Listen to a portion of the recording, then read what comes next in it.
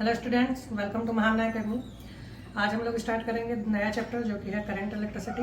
ठीक है, ये आपके सिलेबस का थर्ड चैप्टर है और ये चैप्टर भी एग्ज़ाम के नज़रिए से बहुत ही इंपॉर्टेंट चैप्टर है करंट इलेक्ट्रिसिटी। ठीक है, तो अभी इलेक्ट्रोस्टैटिक्स में हम लोगों ने पढ़ा स्टेशनरी चार्जेस के बारे में, वो चार्जेस जो रुके हुए थे। करंट एंड इलेक्ट्रिसिटी में हम पढ़ेंगे मूविंग चार्जेस के बारे में। ठीक है, करंट क्या होता है? Flow of charges is current. ठीक है, चार्जेस फ्लो करना इसी को बोलते हैं करंट। ठीक है, तो इस चैप्टर को आज हम लोग देखेंगे और इसमें सबसे पहली जो इम्पोर्टेंट चीज़ है वो है करंट क्या होता है। ठीक है, तो वैसे तो जो फ्लो है उसी को करंट कहा जाता है। जैसे वाटर फ्लो होगा तो वाटर करंट कहते हैं, इस टाइप से। उसी तरह चार्जेस का फ्लो है तो इलेक्ट्रिक करंट है ना, क्योंकि इलेक्ट्रॉन्स के मोशन के कारण होता है। तो जो चार्जेस का फ्लो है वो इलेक्ट्रिक करंट कहा जाएगा। करंट को डिफाइन इस तरीके से किया गया है कि जो रेट है, जो चार्ज फ्लो होने का रेट है पर यूनिट टाइम, उसको हम कहते हैं इलेक्ट्रिक करंट। ठीक है, ये यहाँ पे आपके पास है ये the rate of flow of electric charge through any cross section. ये किसी भी एरिया किसी भी कंडक्टर के थ्रू अगर कोई चार्ज फ्लो हो रहा है तो वो चार्ज फ्लो होने का पर यूनिट टाइम रेट क्या है, उसी को हम कहते हैं इलेक्ट्रिक करंट। ठीक है, और ये आपके पास इसका फॉर्मूला है, या सिंपली आप इससे भी निकाल सकते हैं, चार्ज अपॉन टाइम वही। तो इसकी एसआई यूनिट होती है, एसआई यूनिट करंट की क्या है? एम्पियर। ठीक है, ए। तो ये एसआई यूनिट हो गई करंट एम्पियर। और करंट जो है वो स्केलर क्वांटिटी है। ठीक है, यहाँ पे दिया हुआ है। अब करंट मतलब जैसे चार्ज फ्लो कर रहा है किसी कंडक्टर में, तो ठीक है चार्ज फ्लो कर रहा है तो हमें उसका रेट जानने की क्या ज़रूरत है। मतलब करंट जो चार्ज है वो किस स्पीड से फ्लो कर रहा है वो हमें जानने की क्या ज़रूरत है। तो मतलब सपोज 1 सेकेंड में 1 कूलम चार्ज जाए, चाहे 1 घंटे में 1 कूलम चार्ज है, उससे मतलब हमें क्या लेना देना। हमें रेट क्यों इम्पॉर्टेंट है।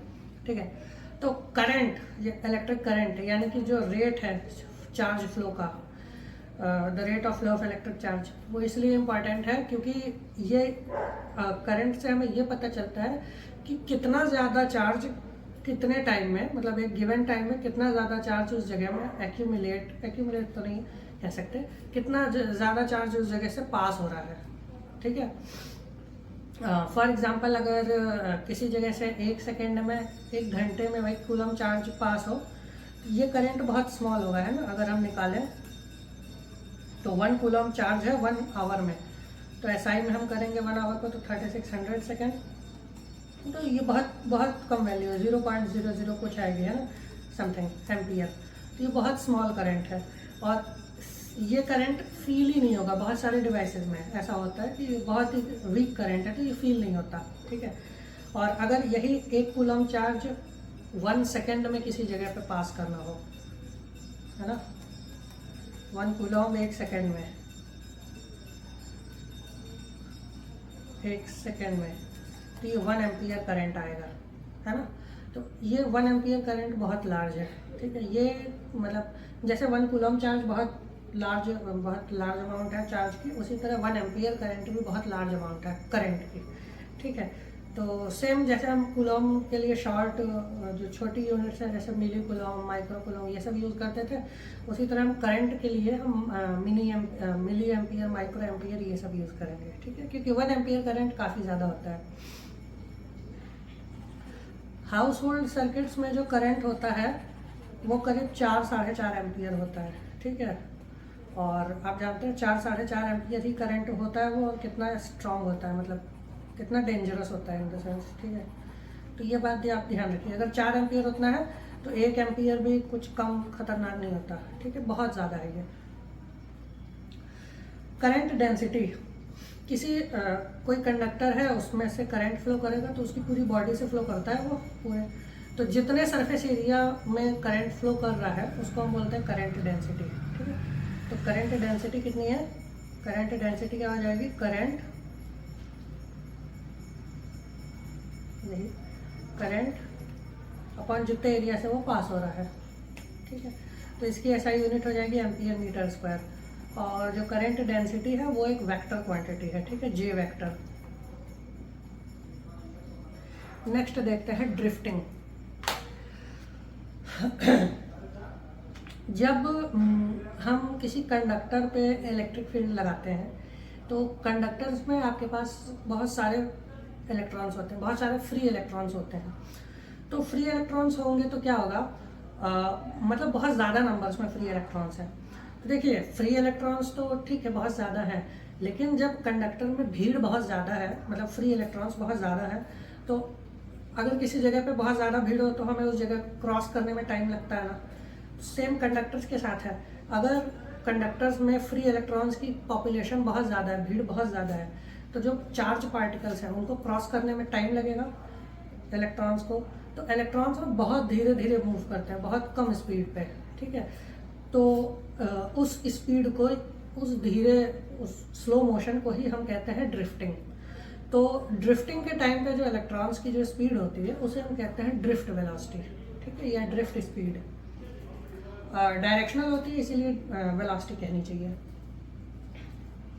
ठीक है। और ड्रिफ्ट स्पीड होगी कितनी, देखो ड्रिफ्ट स्पीड निकालने के लिए हमें क्या करना है, तो जो फ्री इलेक्ट्रॉन्स है वो इनिशियली रेस्ट पर है, हालांकि रेस्ट पर नहीं होते हैं क्योंकि अगर नॉर्मल रूम टेम्परेचर पे भी रखे हैं तो जो थर्मोडाइनमिक्स ये एनर्जी होती है ना 3/2 kT, 3/2 kT होती है ना इलेक्ट्रॉन्स की एनर्जी, तो उनके पास कुछ एनर्जी है जिससे वो हल्का फुल्का मूव कर रहे होते हैं। बट ठीक है, हम मान ले रहे हैं कि जिस तरफ हम देखना चाहते हैं उधर वो मूव नहीं कर रहे थे। मतलब जब इलेक्ट्रॉन्स, मतलब फ्री पार्टिकल्स कैसे मूव करते हैं, ब्राउनियन मोशन है ना, रैंडम मोशन। तो हम शुरू मान ले रहे हैं कि उनकी उस डायरेक्शन में कोई मोशन नहीं था, तो हम स्पीड कैसे निकालेंगे इनकी, फॉर्मूला हमारे पास v = u + at है ना। u इनिशियल स्पीड है, ये एक्सेलरेशन है और t टाइम है। देखते हैं कौन सा टाइम यूज़ करेंगे। तो शुरू में उनकी कोई मोशन नहीं है तो इनिशियल स्पीड 0, तो हम सिर्फ a × t कर देंगे, तो हमें स्पीड निकालनी है उनकी, ठीक है। अब देखिए इलेक्ट्रॉन्स जब कंडक्टर के अंदर मूव करेगा तो उनकी बहुत सारे कंडक्टर्स हैं, बहुत पॉपुलेशन है उसमें, तो जो इलेक्ट्रॉन्स है वो सब बहुत सारे इलेक्ट्रॉन्स हैं, तो वो एक मूव करने के दौरान किसी न किसी इलेक्ट्रॉन से रास्ते में टकराता जाएगा। जैसे इसको डायग्राम से देख सकते हैं, ये सपोज ये कोई कंडक्टर है, ये कोई कंडक्टर बॉडी है, बहुत सारे फ्री इलेक्ट्रॉन्स हैं,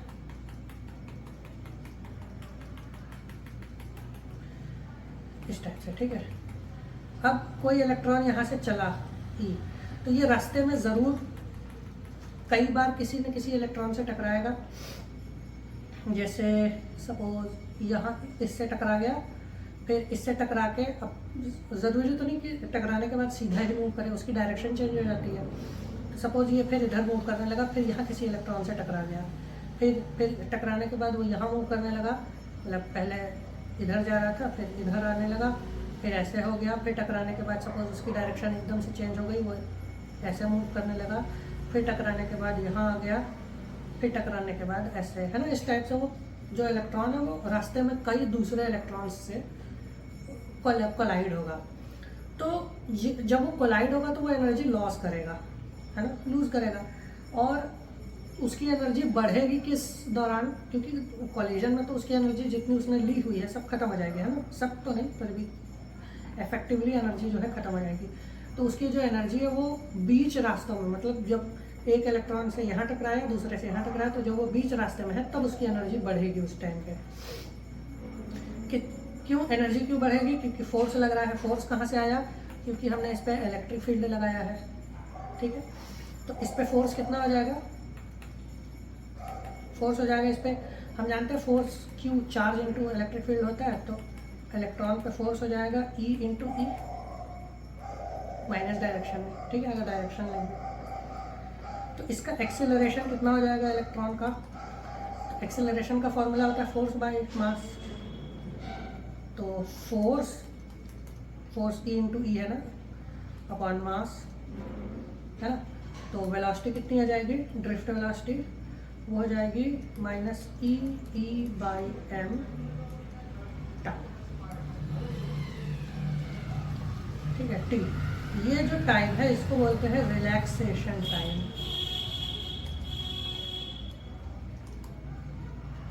रिलैक्सेशन टाइम मतलब रिलैक्सेशन टाइम होता है दो, जैसे एक इलेक्ट्रॉन यहाँ था, एक इलेक्ट्रॉन यहाँ, जब ये इलेक्ट्रॉन यहाँ जा रहा था तो पहले इससे टकराया फिर इससे टकराया, तो इन दो कोलिजन्स के बीच में जो एवरेज टाइम गैप है, किसी भी दो कोलिजन के बीच में जो एवरेज टाइम गैप है उसे हम कहते हैं रिलैक्सेशन टाइम। ठीक है, तो ड्रिफ्ट वेलोसिटी का फॉर्मूला ये है आपके पास।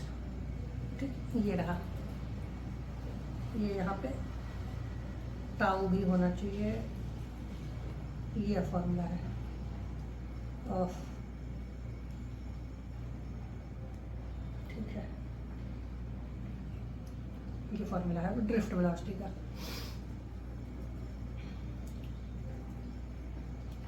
नेक्स्ट देखते हैं करंट डेंसिटी और ड्रिफ्ट स्पीड में रिलेशन। ठीक है, तो करंट डेंसिटी और ड्रिफ्ट स्पीड में रिलेशन, तो करंट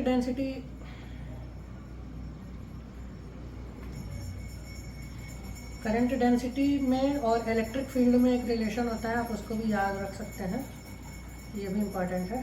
ठीक है, करंट डेंसिटी या रिलेशन देख लेते हैं पहले, ये रिलेशन इम्पॉर्टेंट है। तो जो करंट डेंसिटी है जे वेक्टर, वो होता है NE² by m tau E। ठीक है, इसको ध्यान रखिएगा, ये करंट डेंसिटी और इलेक्ट्रिक फील्ड में रिलेशन है। करंट डेंसिटी और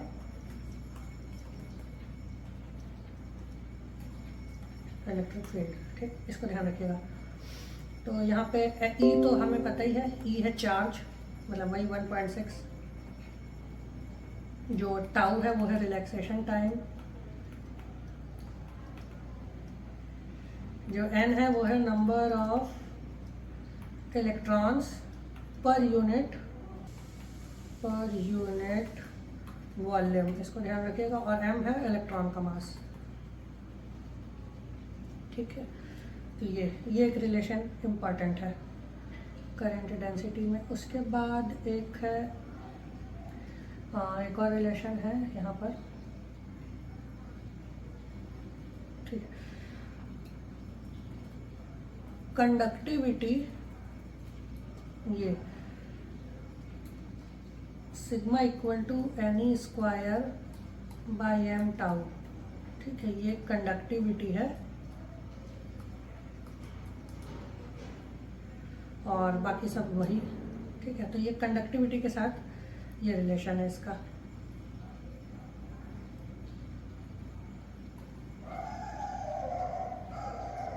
ठीक, तो ठीक है, तो ये कंडक्टिविटी का रिलेशन है। ठीक है, कंडक्टिविटी आप इस फॉर्मूले से निकाल सकते हैं। अगर आपको रेजिस्टिविटी चाहिए तो रेजिस्टिविटी मिल जाएगी ऐसे, है ना, रेजिस्टिविटी हो जाएगी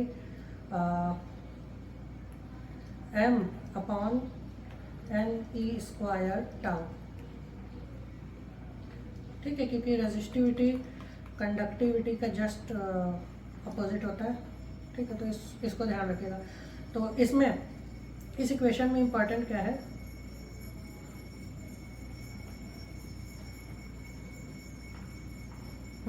इस इक्वेशन में इम्पॉर्टेंट ये है कि n कांस्टेंट रहेगा किसी मटेरियल के लिए, E और m कांस्टेंट रहता ही है। रिलैक्सेशन टाइम भी अगर हमने टेम्परेचर वगैरह चेंज नहीं किया है तो कांस्टेंट रहेगा। तो जो कंडक्टिविटी है वो कांस्टेंट रहेगी। ठीक है, तो इस बात को ध्यान रखिएगा। अगर हमने टेम्परेचर या बाकी कंडीशंस चेंज नहीं की हैं तो जो कंडक्टिविटी है मटेरियल की वो कांस्टेंट होती है। नेक्स्ट देखते हैं करंट डेंसिटी और ड्रिफ्ट स्पीड में क्या रिलेशन है। तो अगर हमारे पास यहाँ पे जैसे, ठीक है, इसको नोट कर लीजिएगा। अगर ये हमारे पास कोई कंडक्टर है इस टाइप से, इसका एरिया है A ये, और इसकी जो वेलोसिटी है, मतलब जो पार्टिकल्स की वेलोसिटी है, ड्रिफ्ट वेलोसिटी, वो है VD, सपोज किसी भी डायरेक्शन में। तो हमें ये निकालना है कि इसमें से टोटल नंबर ऑफ कितने पार्टिकल्स जा रहे हैं। तो टोटल नंबर ऑफ पार्टिकल्स कितने होंगे, टोटल नंबर ऑफ इलेक्ट्रॉन्स, मतलब V इक्वल टू, हाँ, मतलब टोटल नंबर तो टोटल नंबर हो जाएगा n equal to volume into number of electrons per unit volume. तो वॉल्यूम को हम क्या लिख सकते हैं, वॉल्यूम को हम लिखेंगे area into length into n। फिर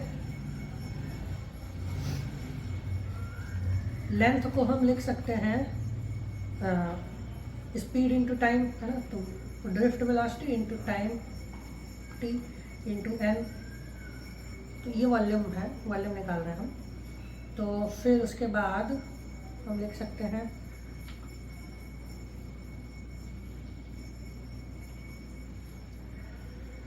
v equal to E by M tau, और इंटू भी टाउ है तो m मतलब दूसरा। तो वेलोसिटी कितनी हो जाएगी, मतलब वॉल्यूम कितनी आ जाएगी total, E by M A tau square n, small n। ठीक है, ये टोटल वॉल्यूम है। तो यहाँ पे ठीक है, ये एरिया इंटू लेंथ, लेंथ को लिखा वेलोसिटी इंटू टाइम, है ना, स्पीड इंटू डिस्टेंस, और नंबर ऑफ इलेक्ट्रॉन से मल्टीप्लाई कर दिया। तो अगर नंबर ऑफ इलेक्ट्रॉन्स इतने हैं तो टोटल चार्ज कितना होगा ये, तो करंट कितना होगा ये। तो करंट का फॉर्मूला मिल गया I equal to N E A V D. ठीक है, और हम जानते हैं कि J equal to I by A होता है ना। करंट ये करंट का एक ये भी रिलेशन इंपॉर्टेंट है। उसके बाद हम जानते हैं करंट डेंसिटी होती है करंट पर यूनिट एरिया। तो आपने ये करंट को एरिया से अगर डिवाइड करेंगे तो ये आपको करंट डेंसिटी का एक और रिलेशन मिल जाएगा ऐसे। ठीक है, एक्चुअली हाँ ठीक है, सही है, हाँ ये वेक्टर होना चाहिए ना। ठीक है, वेक्टर्स। ठीक है, तो ये आपके पास करंट डेंसिटी और ड्रिफ्ट वेलोसिटी का रिलेशन हो गया। नेक्स्ट देखते हैं मोबिलिटी। मोबिलिटी क्या होती है, मोबिलिटी को आप ऐसे समझ सकते हो कि कितना ज़्यादा आसान है किसी कंडक्टर में चार्ज पार्टिकल्स के लिए मूव करना, है ना। मोबाइल पार्टिकल्स यानी जो मूव कर सके, है ना, जो मोशन कर सके, मोबाइल, है ना। तो मोबिलिटी यानी मोशन कितना आसान है ना। तो मोबिलिटी की डेफिनेशन ये है कि drift velocity per unit electric field. अगर इलेक्ट्रिक फील्ड कम इलेक्ट्रिक फील्ड में ही ड्रिफ्टिंग ज़्यादा तेज़ हो रही है तो यानी पार्टिकल्स का मूव करना ज़्यादा आसान है ना कंडक्टर्स के अंदर। और अगर हमें ज़्यादा तेज़ मूव करवाने के लिए ज़्यादा इलेक्ट्रिक फील्ड लगानी पड़ती है, इसका मतलब मोबिलिटी अच्छी नहीं है उस कंडक्टर में। ठीक है, तो मोबिलिटी क्या होता है, drift velocity per unit electric field. ठीक है, ये टर्म ध्यान रखिएगा। ये फॉर्मूला हो गया इसका। ठीक है, और हम जानते हैं कि वीडी क्या होता है, वीडी होता है ई बाई एम टाउ, है ना, ये वीडी। तो और अगर हम ई से डिवाइड करेंगे तो ये कट जाएगा।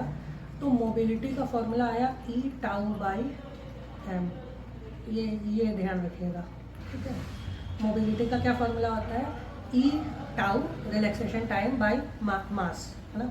इसकी ऐसा यूनिट होती है मीटर स्क्वायर पर वॉल्यूम पर सेकेंड।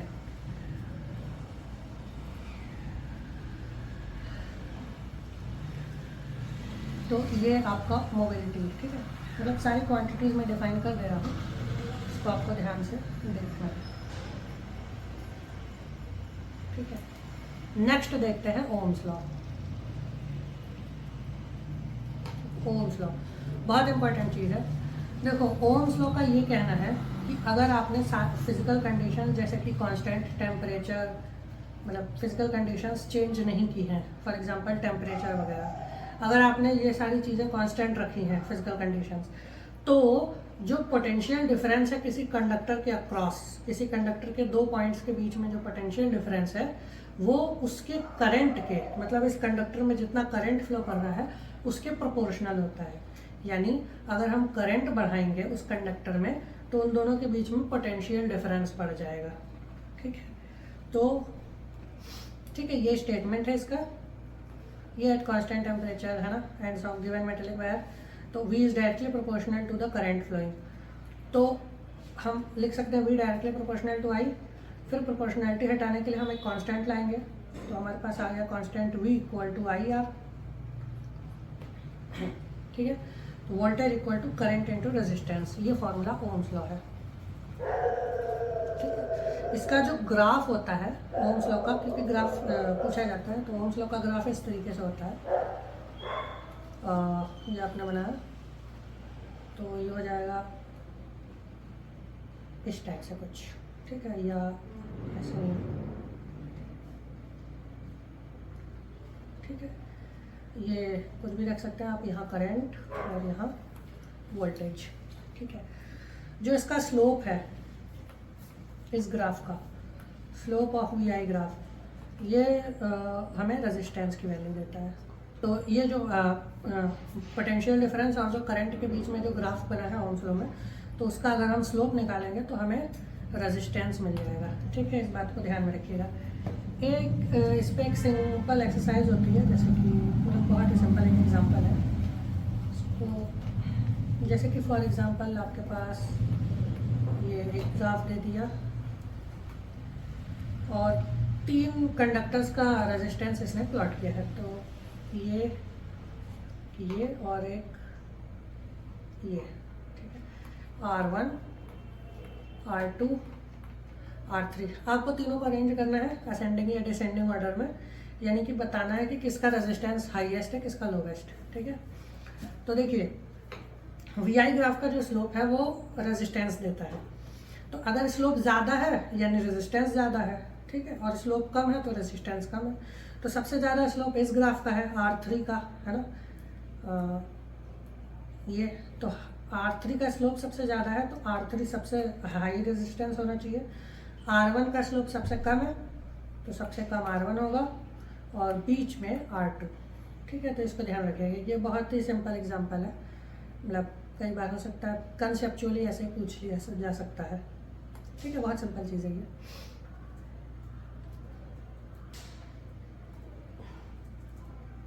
देखते हैं तो, ठीक है।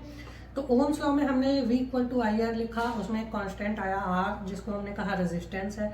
तो अब बारी है रेजिस्टेंस को डिफाइन करने की। तो रेजिस्टेंस हम कैसे डिफाइन करते हैं? तो रेजिस्टेंस एक मटेरियल की एक प्रॉपर्टी है जिसके कारण वो करंट जो है उसको अपोज करता है, ठीक है। करंट इधर जाएगा तो रेजिस्टेंस उसको जाने नहीं देगा। कैसे नहीं जाने देता? वही रीज़न, अगर आपके पास एक कंडक्टर है, उसमें इलेक्ट्रॉन्स का मोशन अगर जितनी आसानी से होगा उतनी आसानी से चार्ज ट्रांसफ़र हो पा रहा है, यानी करंट अच्छा है, तो मोशन को रोकेगा कौन? बीच के जो इलेक्ट्रॉन्स हैं, मतलब जो, क्योंकि देखिए पॉपुलेशन बहुत है, इलेक्ट्रॉन्स की पॉपुलेशन बहुत है, तो इलेक्ट्रॉन्स ज़्यादा उससे कोलाइड करेंगे। अगर बहुत ज़्यादा कोलाइड करने लगेंगे तो बहुत स्लो मूव कर पाएगा ना वो, मतलब बार बार वो टकराते हुए जा रहा है, तो आप समझ सकते हैं बहुत धीरे मूव करेगा। और अगर रास्ता साफ है, वो टकरा नहीं रहा है किसी से, तब तो वो ठीक ठाक स्पीड में फ्लो करेगा। तो यही चीज़, तो रेजिस्टेंस यहीं से आता है मटेरियल में। किसी मटेरियल में रेजिस्टेंस आता है उसी के फ्री इलेक्ट्रॉन्स के कारण, ठीक है, या उसी के रास्ते में जो इलेक्ट्रॉन्स हैं, जो चार्ज पार्टिकल्स हैं, उनके कारण, ठीक है।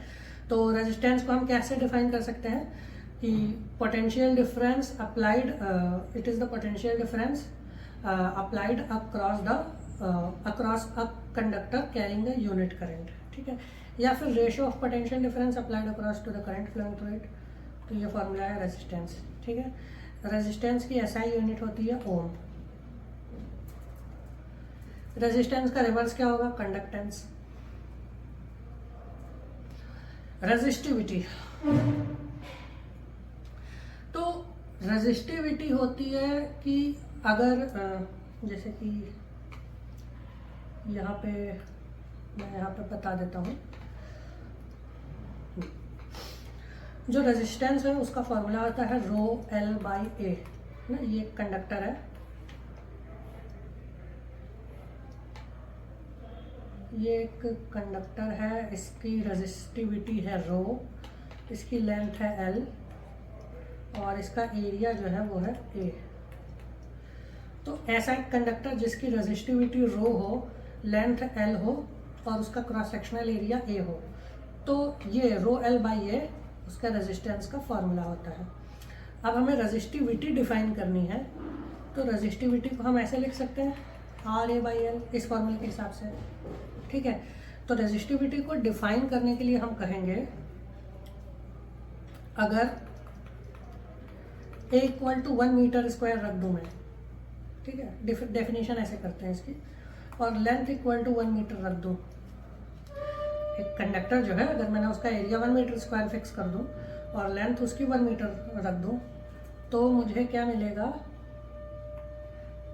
इस फॉर्मूले में रखूँ उसके बाद में, है ना, तो मुझे क्या मिलेगा, रो इक्वल टू आर 1 यानी रो इक्वल टू आर मिल जाएगा मुझे। तो जो रेजिस्टिविटी है वो रेजिस्टेंस के ही बराबर हो जाएगी। तो रेजिस्टिविटी को हम डिफाइन ऐसे करते हैं, ठीक है, रेजिस्टिविटी को हम डिफाइन करते हैं कि रेजिस्टिविटी उस कंडक्टर का रेजिस्टेंस है, रेजिस्टिविटी उस कंडक्टर का रेजिस्टेंस है जिसका cross sectional area 1 metre square और जिसकी लेंथ भी, मतलब कंडक्टर की लेंथ भी 1 मीटर हो, ठीक है। तो ये डेफिनेशन आप ध्यान रखिएगा। तो रेजिस्टिविटी इज डिफाइंड एज, है ना, resistivity is defined as resistance of a conductor of unit length and unit area of cross section, ठीक है। तो ये इसकी डेफिनेशन है, इसको ध्यान रखिएगा, ठीक है। बाकी रेजिस्टिविटी को इस तरीके से भी डिफाइन किया गया है। रेजिस्टिविटी इलेक्ट्रिक फील्ड और करंट डेंसिटी का रेशियो के भी बराबर होता है। तो यहाँ से एक फॉर्मूला और मिला आपको, J equal to rho E, sorry E equal to rho J, J equal to sigma E होता है वैसे, ठीक है, याद रखिएगा इसको। खैर यहाँ रेजिस्टिविटी का फॉर्मूला हो जाएगा ई इक्वल टू, मतलब इक्वल टू रो जे एक रिलेशन है, ठीक है। फिर तो रेजिस्टिविटी होती है ई बाई जे, ई को हम लिख सकते हैं वो पोटेंशियल डिफरेंस अपॉन लेंथ, है ना, पिछले चैप्टर से, और जे को हम लिख सकते हैं करंट अपॉन एरिया। तो इन चीज़ों को हम इस फॉर्मूले में सब्सटीट्यूट करेंगे, ये ई की जगह पे और ये जे की जगह पे, है ना। तो हमें मिला V by I A by A, V by I को हम लिख देंगे रेजिस्टेंस और ए बाई एल वैसा ही है, ठीक है। तो ये रेजिस्टिविटी का फॉर्मूला है, इसको भी ध्यान रखिएगा, ठीक है। रो को हम कहते हैं रेजिस्टिविटी या स्पेसिफिक रेजिस्टेंस, ठीक है। तो रेजिस्टिविटी मटेरियल की प्रॉपर्टीज पे डिपेंड करती है, लेकिन कंडक्टर के डायमेंशंस पे नहीं, ठीक है। कंडक्टिविटी क्या होता है, रेसिप्रोकल ऑफ रेजिस्टिविटी, तो ये हो जाएगा, ठीक। रेजिस्टिविटी की एसआई यूनिट होती है ओम मीटर, कंडक्टिविटी की एसआई यूनिट होती है मोहो MHO पर मीटर, ठीक है। या कई जगह इसकी एसआई यूनिट होती है सीमेंस, ठीक है। अब एक चीज़ और डिस्कस कर लेते हैं, रेजिस्टेंस किन किन चीज़ों पे डिपेंड करता है, ठीक है। फैक्टर्स, क्योंकि ये इंपॉर्टेंट है, factors on which resistance depends, ठीक है। कैपिटल आर मतलब रेजिस्टेंस। पहला, nature of material, nature of material किस, in the sense nature of material पे मतलब अगर कोई मटेरियल कंडक्टिंग है ही नहीं तो आप लाख उसमें कुछ चेंज कर लो, वो कंडक्टिंग कैसे बन जाएगा। जैसे लकड़ी है ना, वुड, प्लास्टिक, रबर, मतलब वो है इंसुलेटर है तो इंसुलेटर ही है, वो कंडक्टर्स नहीं चेंज, उनकी रेजिस्टिविटी मतलब हम बढ़ा या घटा, मतलब हल्का फुल्का चेंज कर सकते हैं, पर किसी को कंडक्टर तो नहीं बना देंगे किसी इंसुलेटर को, है ना। तो नेचर ऑफ मटेरियल यानी अगर उसका नेचर ये करंट हाईली अपोज करने का, मतलब करंट उससे पास ही नहीं होगा, जैसे वुड है, पेपर है, रबर है ना, तो उनका रेजिस्टेंस बहुत हाई होता है, ठीक है। सेकंड, टेम्परेचर, इसको डिस्कस करेंगे आगे। या अभी देख लेते हैं टेम्परेचर। तो देखिए 3 टाइप के मटेरियल्स होते हैं। कंडक्टर्स होते हैं हमारे पास इंसुलेटर्स हैं और हमारे पास सेमीकंडक्टर्स हैं, ठीक है। तो कंडक्टर, इंसुलेटर और सेमीकंडक्टर होते हैं, तो उनका हम देखते हैं नेचर कैसे वैरी करता है। जो कंडक्टर्स होते हैं टेम्परेचर बढ़ाने के साथ, देखिए कंडक्टर्स में फ्री इलेक्ट्रॉन्स ऑलरेडी बहुत ज़्यादा है। अच्छा, पहले देख लेते हैं रेजिस्टेंस डिपेंड किन किन चीज़ों पे कर रहा है, क्या क्या क्राइटेरिया है। तो देखो पहली चीज़ है फ्री इलेक्ट्रॉन्स। फ्री इलेक्ट्रॉन्स अगर बहुत ज़्यादा होंगे तो करंट ज़्यादा होगा, है ना। मतलब फ्री इलेक्ट्रॉन्स अगर बहुत ज़्यादा होंगे तो जो कोई पार्टिकल अगर वहाँ से मूव करेगा तो वो ज़्यादा बार कोलाइड करेगा। तो अगर चार्ज कैरियर्स बढ़ जाते हैं तो चार्ज कैरियर्स का बढ़ना एक अच्छी बात भी है कि करंट ज़्यादा लेके जाएंगे। अगर ज़्यादा चार्ज कैरियर्स है तो ज़्यादा चार्ज लेके जाएंगे।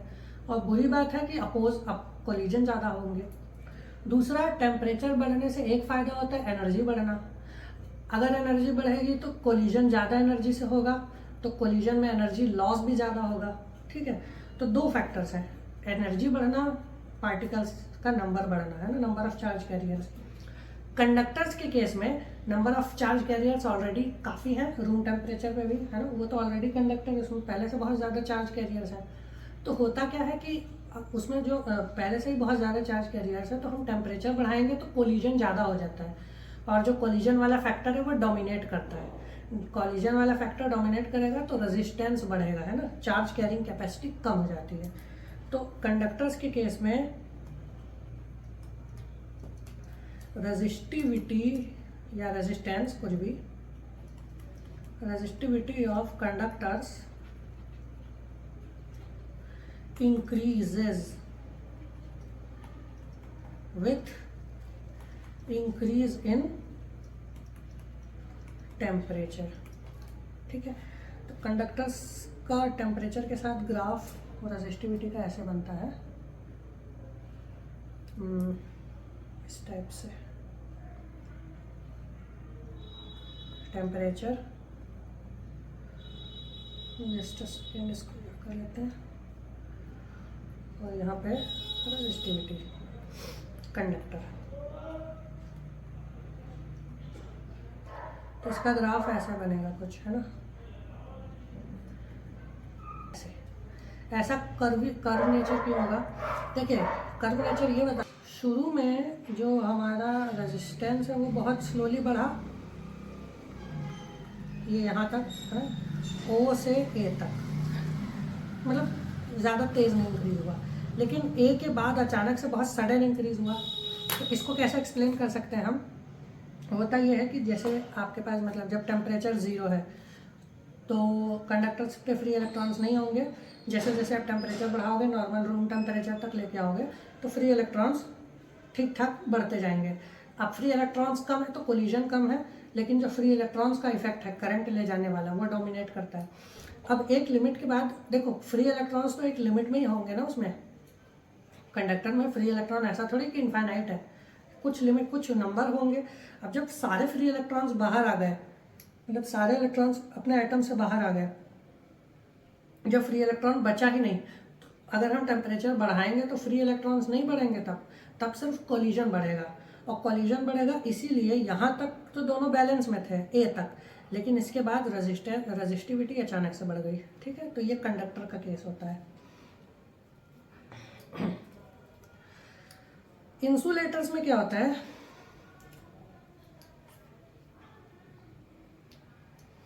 ठीक है, इंसुलेटर्स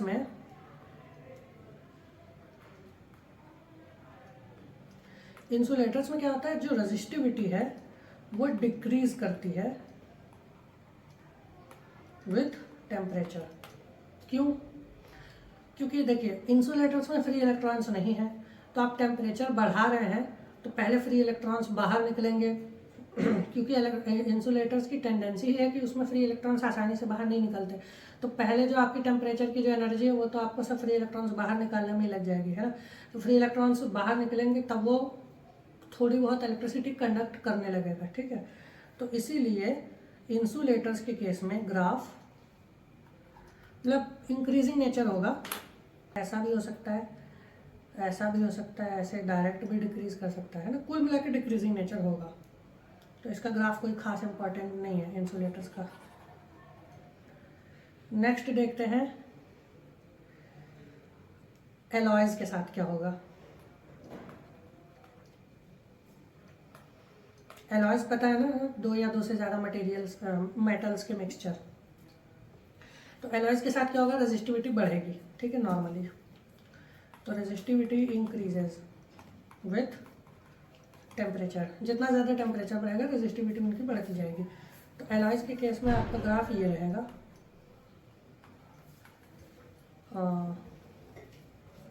इस तरीके से, ठीक है। ये वाला पॉइंट क्या बता रहा है, जो इंटरसेप्ट बना है यहाँ पर, इसको क्या कह सकते हैं, रो नॉट। तो जब ज़ीरो टेम्परेचर है तब भी उनमें कुछ रेजिस्टिविटी रहेगी, ठीक है। इसीलिए मतलब ये ओरिजिन से स्टार्ट ना हो कि यहाँ से रो नॉट से स्टार्ट हुआ है।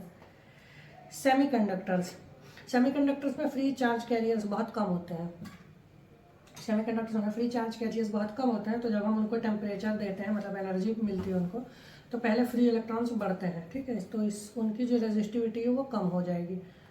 तो उसका ग्राफ ये एलॉयज का डायग्राम है, मतलब एलॉयज के लिए है। और ये सेमीकंडक्टर, टेम्परेचर, रेजिस्टिविटी, और ग्राफ ऐसे होता है ना, मतलब पहले रेजिस्टिविटी बहुत तेज़ डिक्रीज होती है, उसके बाद बहुत कम डिक्रीमेंट होता है इसमें। ये होता है तीनों का वेरिएशन। अच्छा हाँ, तो हम लोग देख रहे थे कि रेजिस्टेंस किन किन चीज़ों पे डिपेंड करता है। तो एक चीज़ हमने देख ली, nature of material, temperature. Next चीज़ है, तीसरा जो फैक्टर है वो है लेंथ। जो रेजिस्टेंस है वो डायरेक्टली प्रोपोर्शनल होता है लेंथ के। लेंथ जितनी ज़्यादा हो जाएगी रेजिस्टेंस उतना बढ़ जाएगा, ठीक है। Fourth, area, cross sectional area. तो रेजिस्टेंस इनवर्सली प्रोपोर्शनल होता है क्रॉस सेक्शनल एरिया के। ऐसा क्यों? अगर कंडक्टर का एरिया ज़्यादा है तो यानी पार्टिकल्स के जाने के लिए जगह ज़्यादा है तो पार्टिकल्स आसानी से क्रॉस कर पाएंगे, है ना। जैसे अगर किसी जगह पे कोई खुली जगह है तो उसका बहुत ज़्यादा एरिया है, तो अगर वहाँ भीड़ भी होगी तो पता नहीं चलेगा ना, आराम से जल्दी पहुँच जाएंगे। लेकिन अगर जगह कम है और उसमें भीड़ हो तो आपको बहुत टाइम लगेगा, है ना। सेम करंट के साथ है, अगर कंडक्टर का एरिया कम है और चार्ज पार्टिकल्स बहुत ज़्यादा है जाने वाले, तो बहुत टाइम लगेगा, ठीक है। तो करंट कम होगा, करंट और टाइम, ज़्यादा टाइम लगेगा या करंट कम होगा, तो इसका मतलब क्या है, रेजिस्टेंस ज़्यादा है उसका। तो इसको ध्यान रखिएगा, ठीक है। सुपर कंडक्टिविटी, ये एक बहुत इंपॉर्टेंट फिनोमेनन है, ठीक है, और आजकल इस फिनोमेनन का बहुत ज़्यादा यूज़ किया जाता है। तो सुपर कंडक्टिविटी क्या है, कुछ मटेरियल्स को हमने देखा कि मटेरियल्स जो हैं उनकी जो रेजिस्टिविटी है वो टेम्परेचर के साथ बदलती है। तो अगर टेम्परेचर बढ़ाते हैं तो रेजिस्टिविटी कम होती है। तो अगर हम टेम्परेचर, कंडक्टर्स के केस में अगर हम टेम्परेचर कम करें तो रेजिस्टिविटी कम होने लगेगी। तो एक और लिमिट ऐसी आएगी जब उस मटेरियल की रेजिस्टिविटी बिल्कुल ज़ीरो हो जाएगी, ठीक है। तो इस टाइप के मटेरियल को इस स्टेज पे, मतलब जब उसकी रेजिस्टिविटी ज़ीरो हो जाए तो उसको कहते हैं सुपर कंडक्टर, ठीक है। और इस फिनोमेनन को कहते हैं सुपर कंडक्टिविटी। जिस टेम्परेचर पे इसकी रेजिस्टिविटी ज़ीरो होती है उसको बोलते हैं क्रिटिकल टेम्परेचर, ना, क्रिटिकल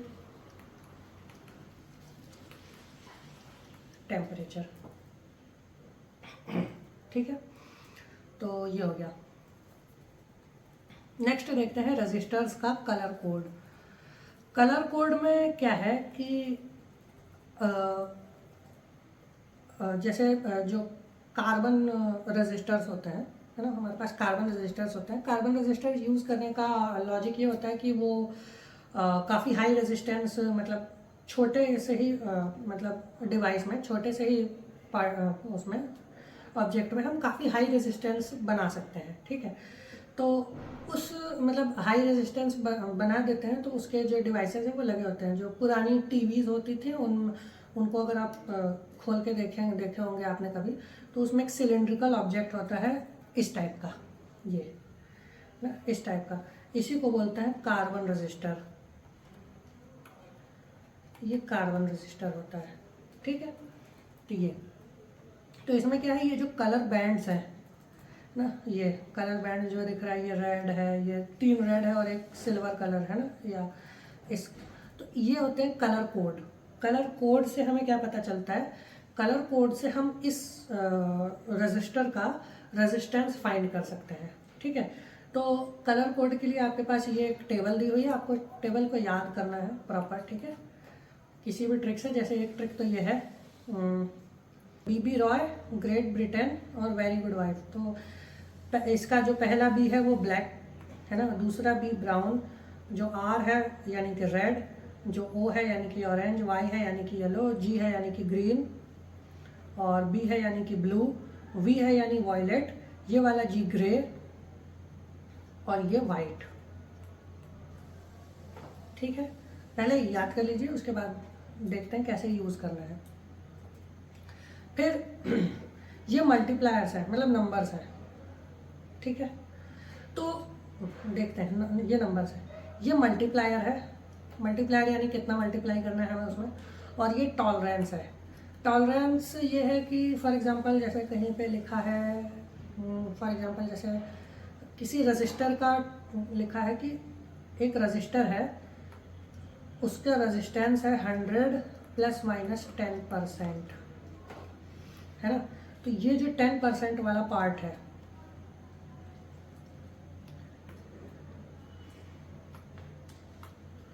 ये जो 10% वाला पार्ट है, ये जो 10% वाला पार्ट है, इसको कहते हैं टॉलरेंस। और टॉलरेंस ये बताता है कि देखिए 100 ओम तो हम श्योर है, मतलब ये रेजिस्टेंस है, तो 100 ओम हम श्योर है। उसके बाद 10% की मिस्टेक हो सकती है कैलकुलेशन में। 10% की मिस्टेक यानी 100 का 10% होगा 10, तो 100 ± 10% लिखा है, मतलब इसका जो रेजिस्टेंस है वो 10 कम यानी कि 90, या 10 ज़्यादा यानी कि 110, इनके बीच में हो सकता है, ठीक है। तो टॉलरेंस का ये मतलब होता है, तो अगर 100 ± 10 लिखा है, मतलब 100 से 10 कम या 10 ज़्यादा हो सकता है, ठीक है। तो ये टॉलरेंस है। तो पहले आपको कलर कोड याद करना है, मतलब ये पहले ये याद करना है कैसे नंबर से, ठीक है। हाँ, ये BB ROY, Great Britain, very good wife यहाँ तक के लिए है, और इसको गोल्ड, सिल्वर और नो कलर ये आपको ऐसे याद कर रखना है, ठीक है। तो गोल्ड का मल्टीप्लायर ये होता है, सिल्वर का मल्टीप्लायर ये होता है, और गोल्ड का अगर गोल्ड है तो उसका टॉलरेंस 5 होगा, और अगर सिल्वर है तो टॉलरेंस 10 है, और अगर कोई कलर नहीं है तो टॉलरेंस 20 है। तो मैं आपको एक एग्जांपल से सॉल्व करके बताता हूँ। फॉर एग्जांपल ये, ठीक है, ये कार्बन रजिस्टर है, ये ऐसे ही डायग्राम बना के हमसे पूछा कि इसका रेजिस्टेंस कितना है, ठीक है। तो देखिए जो पहले के दो होते हैं, ये जो पहले वाले 2 बैंड्स हैं, ये पहले वाले जो 2 कलर हैं, ये 1, ये 2, ये 3, ये 4, ठीक है। ये जो पहले वाले 2 हैं, ये नंबर एज इट इज़ लिख लेने हैं, मतलब पहला रेड है, दूसरा भी रेड है, तो रेड के लिए नंबर क्या है, तो रेड के लिए नंबर है 2 ना। तो इसका रेजिस्टेंस कितना हो जाएगा, 22। अब तीसरा नंबर मल्टीप्लायर होता है, तो ये जो पहले 2 थे, तो पहला रेड है, दूसरा भी रेड है, तो दोनों का 2 2, और तीसरा नंबर मल्टीप्लायर होता है तो आप लिखेंगे मल्टीप्लाई।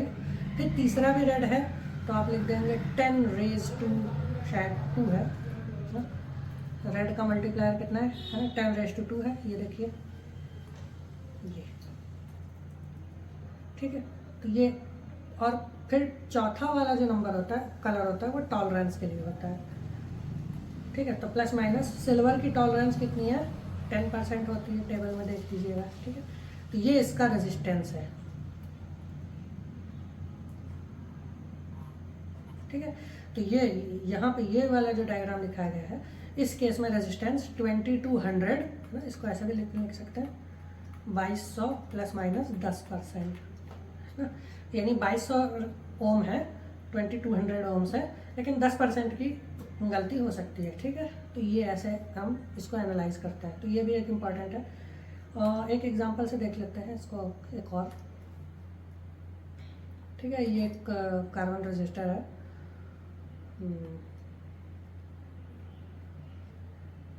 ठीक है, ये कार्बन रजिस्टर है। काम करते हैं इसमें, इसी में देखते हैं यहाँ पे एक एग्जांपल देख लेते हैं इसका।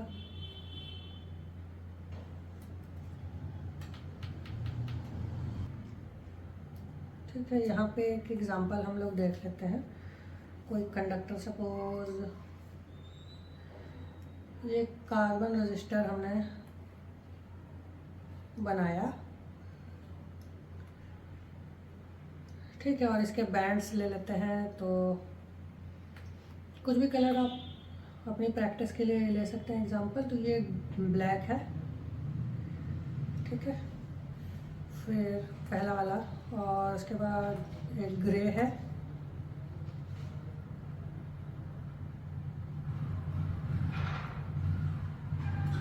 तीसरा सपोज येलो ले लेते हैं,